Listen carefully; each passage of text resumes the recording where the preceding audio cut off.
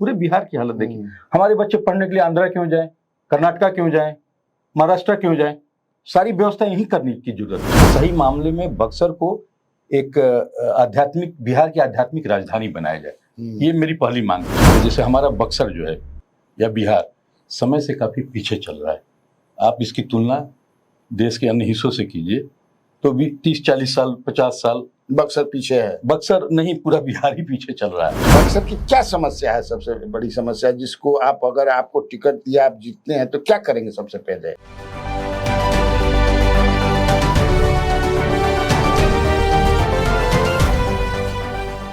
नमस्कार, स्वराज पोस्ट में आपका स्वागत है। मैं कन्हैया बेलारी। मेरे साथ, मेरे बगल में बैठे हैं विनोद कुमार चौबे जी। विनोद कुमार चौबे जी बक्सर जिला जो है, बक्सर जिला में गांव है चौबे के परसियां जी, वहीं के रहने वाले हैं। नौकरी करते थे, बड़े पद पर थे।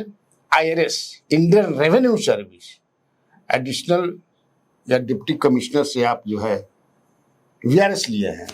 VRS अभी बक्सर, बैटल ऑफ बक्सर बक्सर के लड़ाई तो बहुत पहले भइल बा, या चौसा के लड़ाई जो है कहल जाला।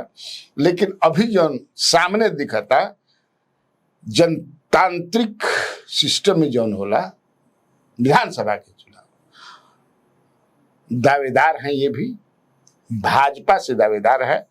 तो हम बातचीत इनसे शुरू करते हैं। उससे पहले चौबे जी, हम स्वराज पोस्ट में मैं आपका स्वागत करता हूँ। थैंक यू, धन्यवाद। तो नौकरी छोड़ दी है आप? जी हाँ। क्या नौकरी करते थे? मैं इंडियन रेवेन्यू सर्विस में था। क्या थे? तो वहाँ पर मैं एडिशनल कमिश्नर का पोस्ट था। अच्छा, लास्ट कौन बैच के हैं आप? तो मैं तो ज्वाइन किया था 86 में। बैच क्या? 86 बैच है या 85? 86 बैच। तो आप छोड़े कब? तो मैं छोड़ दिया था 2013 के आसपास। 2013 के आसपास। लास्ट पोस्टिंग कहाँ था? मेरा था मुंबई में। मुंबई में? जी। उस समय मुंबई था या बम्बई था? मुंबई हो गया था। हो गया था? हाँ बिल्कुल। अच्छा, पहले तो बम्बई था ना? हाँ, पहले बॉम्बे था, अभी तो उसके बाद बम्बई जब था तो वहाँ देवी जो थी, बम्बा देवी थी। मुंबा देवी थी, उसी के नाम पे उस समय तो बम्बा देवी थी। मुंबा देवी नाम था पहले भी, उसका नाम नहीं बदला। उसका नाम नहीं बदला। मुंबा बॉम्बे हाई कोर्ट का भी नाम नहीं बदला। बॉम्बे डाइंग ने भी अपना नाम नहीं बदला। ऐसे और बहुत सारे कुछ ऑर्गेनाइजेशन है। तो आप बीजेपी कब ज्वाइन किए? मैं 2013 में ज्वाइन किया। काहे बीजेपी? राजनीति का किसे किला आप में घुस गया? नहीं, शुरू से ही सोशल वर्क में था मैं। और मेरे फादर जो थे वो भी स्टेट गवर्नमेंट में थे। तो बोलते थे कि बेटा, स्टेट गवर्नमेंट में बिहार में सर्विस में थे। तो बोलते थे कि बेटा अपने लिए, अपने परिवार के लिए, अपने मतलब उसमें ही नहीं उलझे रहना, अपने गांव के लिए, अपने समाज के लिए, अपने जिले के लिए, स्टेट के लिए, देश के लिए भी जरूर कुछ करना। तो बिना राजनीति में आए हुए भी कर सकते हैं? हाँ, समाज सेवा तो कहीं भी कभी भी हो सकता है।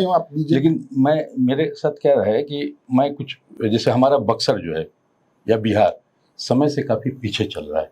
आप इसकी तुलना देश के अन्य हिस्सों से कीजिए तो भी 30-40 साल 50 साल बक्सर पीछे है। बक्सर नहीं, पूरा बिहार ही पीछे चल रहा है। जब मैं ज्वाइन किया उस समय तो, अभी तो थोड़ा बहुत काफी इम्प्रूवमेंट हुआ है। और हमारा इंडिया भी तो बाकी जो डेवलप कंट्री है उससे भी तो 50-70 साल 80 साल, मैंने इसको एक मेजरमेंट, लेकिन मोदी जी ने बढ़ाया है। हाँ बिल्कुल, इम्प्रूवमेंट किया। आप उसी विजन को मैं मतलब देखते हुए, क्योंकि हमको किसी के कहने पर आप बीजेपी ज्वाइन किया, आप दूसरी पार्टी भी ज्वाइन कर सकते थे। नहीं, देखिए दूसरी पार्टी नहीं ज्वाइन कर सकता था, क्योंकि जो बीजेपी थी ना, भाजपा, और उसकी जो सोच थी ना, वो उससे मेरे सोच मैच होती थी। मतलब वो विचारधारा से मैं प्रभावित था, जुड़ा हुआ था, तो इसके लिए मैं ज्वाइन किया। अभी भी ऐसा मैं रेस में नहीं था कि अभी भी जुड़े हुए हैं? बिल्कुल 100%। तो 13 से नौकरी वहां से छोड़ करके गांव आ गए? हाँ, गांव क्या, मैंने गांव में जाके बस नहीं गए, मैंने हाँ मतलब बिहार आ गए, बक्सर। तो अभी कहाँ रहते हैं? गांव रहते हैं, पटना, बक्सर और गांव, तीनों जगह है रहते हैं। हाँ। तो चूंकि अभी आप टिकट के लिए दावेदार हैं बक्सर से? टिकट के लिए अगर सही देखा जाए तो ठीक है, वो एक प्रक्रिया है, लेकिन मेरा मेन टारगेट जो है वो समाज सेवा ही वो है। That's true. हाँ हाँ लेकिन आप दावेदार हैं ना?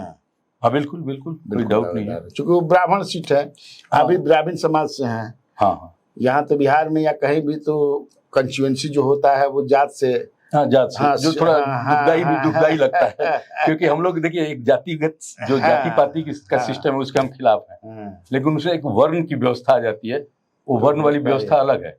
वर्ण व्यवस्था है जिसमें कि एक पुराने जमाने से जो वर्ण व्यवस्था चली आ रही थी वो तो आप तो सामाजिक काफी जो है, मैं देख रहा हूँ आप काफी एक्टिव रहते हैं। अभी हाल ही में आपने एक सनातन समागम कोई कराया था, बहुत लोग आए थे। हाँ, सनातन आप बड़े महासम्मेलन। बड़े, हाँ, बड़े बड़े नेताओं को बुलाते भी नहीं है, गांव के लोगों को बुलाते हैं, किसान हो, मजदूर हो, छोटो छोटो उद्यमी हो, यही ना? या आपको भी खबर मिल गई है? हाँ, काफी सक्सेस रहा हो तो। हाँ बिल्कुल बिल्कुल, बहुत मैंने उम्मीद से ज्यादा बहुत सारे लोग जुड़े रहे। जो हमारा विषय था ना, सो हमारा इस सम्मेलन का नाम था सनातन महासम्मेलन, लेकिन विषय जो था वो कुछ हटके भी था।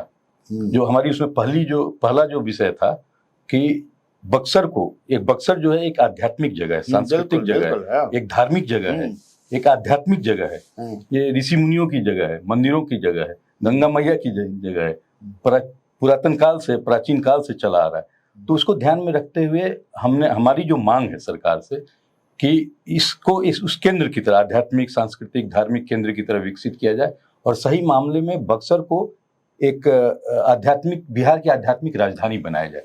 ये मेरी पहली मांग थी।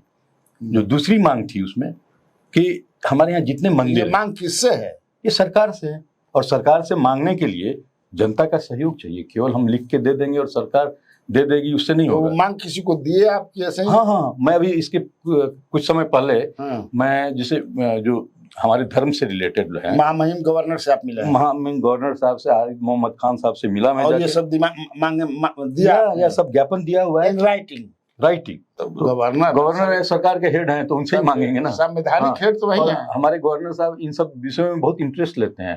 अगर सही देखा जाए तो उनका सनातनी जो विचारधारा है वो काफी हमारे लिए बहुत यूजफुल है। तो दूसरी जो मांग थी कि जो जितने भी मंदिर, नहीं उसके पहले मैं ये बोल रहा था कि जो मैंने सारे मंदिर, जो हिंदू धर्म के जो पुजारी थे, जैन, सिख और ये बुद्ध, तो ग्रंथी भी थे हमारे साथ, और इनके भी जैन के भी पुजारी थे, तो इनको लेके मैं गवर्नर साहब के पास गया था। तो हमारी मांग थी कि जो मंदिर और मठ जो हैं उनके जो पुजारी है ना, पुरोहित, पुजारी और पंडित, उनकी आर्थिक हालत ठीक नहीं है, बहुत ही दयनीय है। अगर देखा जाए तो उनके पास कुछ ऐसा अलग एक्स्ट्रा स्किल नहीं है, कोई फिक्स्ड इनकम का सोर्स नहीं है। तो हमने मांग की है कि उनको कुछ सरकार की ओर से मासिक भत्ता दिया जाए, जैसे और कुछ स्टेट में दिया जा रहा है, उसी पैटर्न पे यहाँ भी दिया जाए। और हमने 25 से 30 हजार रुपए की मांग की है। अब सरकार को जैसा पुजारी, ये ऐसा नहीं सोचिएगा कि सारे ब्राह्मणों को दिया जाए, पंडित, पुजारी और पुरोहित, हाँ, जो मंदिर में हैं, मठ में हैं, इनको, और बहुत गरीब हालत है, उनकी हालत बहुत ठीक नहीं है। अब देखिए लोग शादी विवाह में लाखों खर्च कर देते हैं, लेकिन जो विधि विधान कराते हैं, जो तो मैंने आप सरकार उनको सैलरी दे, यही ना मांगी? हाँ, मंथली भत्ता जैसे दिया। और गवर्नर साहब ने काफी गंभीरता से आपकी बात को सुना। उन्होंने बोला भी कि आप तो पहले व्यक्ति लग रहे हैं जो इस मुद्दे को बिहार में उठाया है। हमने बोला कि मुझे तो नहीं मालूम है, लेकिन हाँ, ये मुद्दा बहुत दिनों से मेरे दिमाग में चल रहा था। तो इस घूम फिर करके हम आते हैं चुबे जी उस पर, चूंकि मैं कहीं पढ़ा सुना कि आपने नौकरी छोड़ करके बीजेपी ज्वाइन किया प्रधानमंत्री नरेंद्र मोदी के कहने पर। नहीं, कहने पर नहीं, मैं उनसे मिला, जो मैं माननीय प्रधानमंत्री नरेंद्र मोदी जी से उस समय मिला ज्वाइन करने के पहले। राजनाथ सिंह जी उस समय राष्ट्रीय अध्यक्ष थे, उनसे मिला, और जो भी बड़े नेता थे उनसे मिलकर। 13 में? हाँ, 2013 में। तो उस समय तो प्राइम मिनिस्टर थे नहीं वो? नहीं, चीफ मिनिस्टर थे। हाँ, चीफ मिनिस्टर थे गुजरात के। और यहाँ पे हमारे मंगल पांडे जी अध्यक्ष थे, सुशील, तो क्या सुशील मोदी जी थे। बीजेपी में आपको ज्वाइन कौन कराया?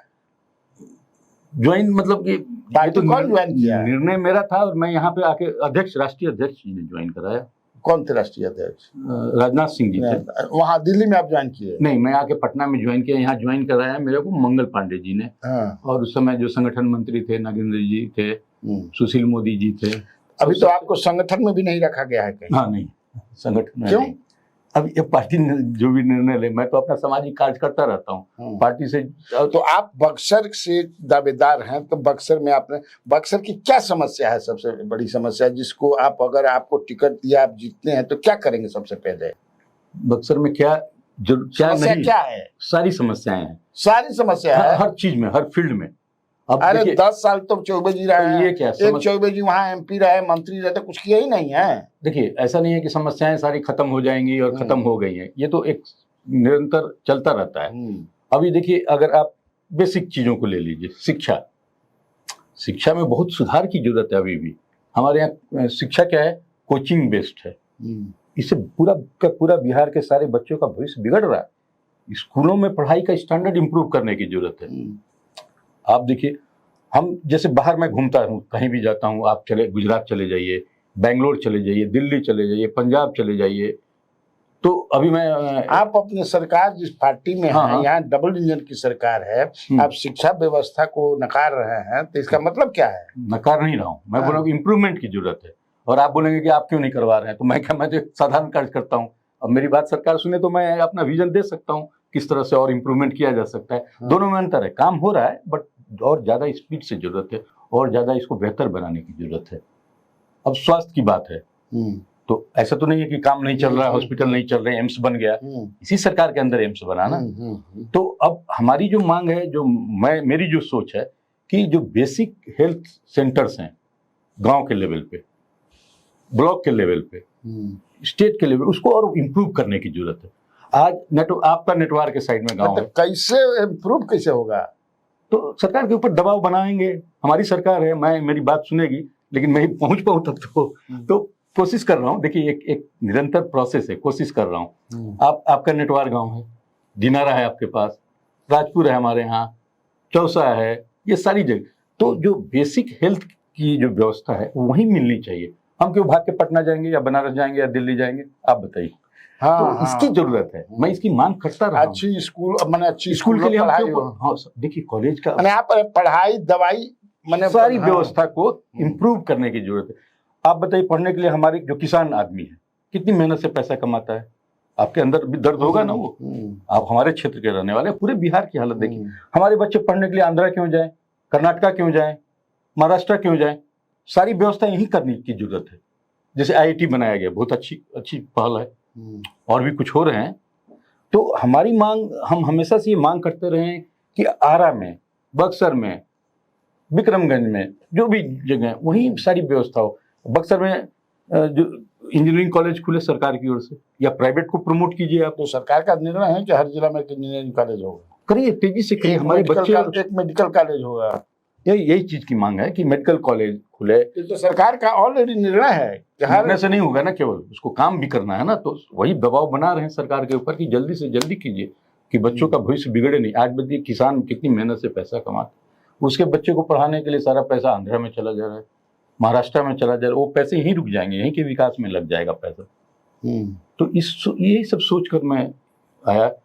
अभी जो हमारी जो मांग है कि बक्सर को एक आध्यात्मिक नगरी बनाया जाए, तो लोग बार बार पूछते हैं कि आध्यात्मिक नगरी बना दोगे, आध्यात्मिक केंद्र बना देंगे, कैसे बनता है आध्यात्मिक नगरी? हाँ, बताता हूँ। अभी जैसे आपको अभी हाल का न्यूज है, 2-4 दिन पहले का, पुनौरा धाम, माता सीता का स्थान, सरकार ने करीब 1000 करोड़ रुपए दिए हैं उसके विकास के लिए। तो सरकार पैसे से होगा, कोई भी विकास का काम पैसे से होता है, फंड देना पड़ेगा सरकार को। तो बक्सर के लिए फंड अलॉट करे, लेकिन उसके साथ पूरा प्रॉपर प्लानिंग करना पड़ेगा, टाउनशिप प्लानिंग जैसे होता है।